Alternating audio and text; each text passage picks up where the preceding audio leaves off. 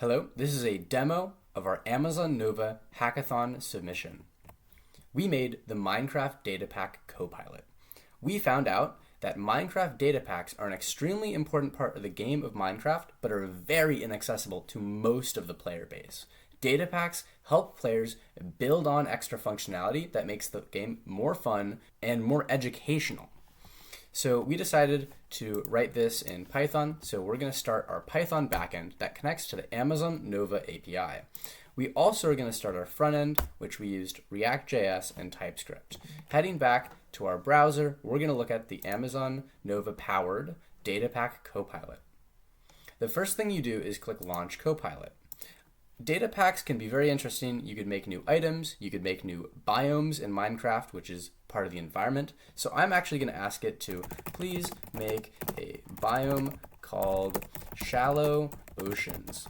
This is similar to a tropical ocean, but has a max depth of 11 blocks and a min depth of 1 block.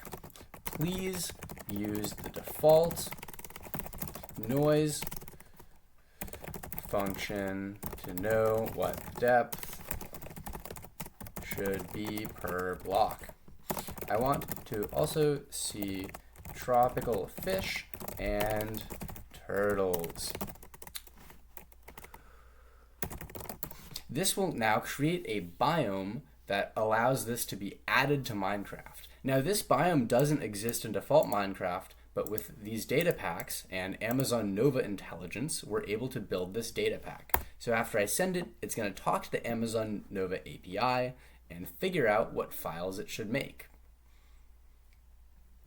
Great. So now it has told us what it's going to make. Please make a biome called Shallow Oceans. This is what we sent. And now it's going to say, okay, we're going to take this tropical ocean biome, specifically a maximum depth of 11 blocks, a min depth of 1, and it's going to call it Shallow Oceans. The first thing you can see is a lot of files. These are the config files for actually creating this. It now says add shallow ocean biomes is the description for what it does. Here is some of the details. It tells us the temperature, whether it precipitates, the sky color, water color. These are all very important, but imagine doing this manually would be very tedious, and there aren't many examples of how to do this very well. It shows us that it's going to add turtles in this biome, and it's going to add some tropical fish. This is great. This is exactly what we asked for. Now it says what it's going to include, and it's going to include some seagrass, some sea pickles, and presumably these blocks are going to be above water and are actually going to include some flowers and some grass. That sounds perfect to me. It's going to call this the shallow ocean, and it borders with the ocean and deep ocean. This is very important, that a shallow ocean doesn't just appear in a landmass, it actually has to border existing oceans. We didn't specify this. This is just what it knew it should do, which is a great assumption. And then these are just other files specifying important things. And with this, it now has some more information about what it's doing, the biome edges, the biome layer, and we can now just download this as a zip. All right, so here we actually made an easier one to test. This one actually takes a normal sand block and allows you to craft it into a glass block. This is not a normal functionality of Minecraft, but I'm going to show you how this can be run. So the first thing we did actually was to copy over this sand, we unzip it, and we put it back into Minecraft, and now you can see we have a crafting table. Normally to get glass you need to put sand in a furnace, but this actually allows you to craft sand into glass. So now we can get glass.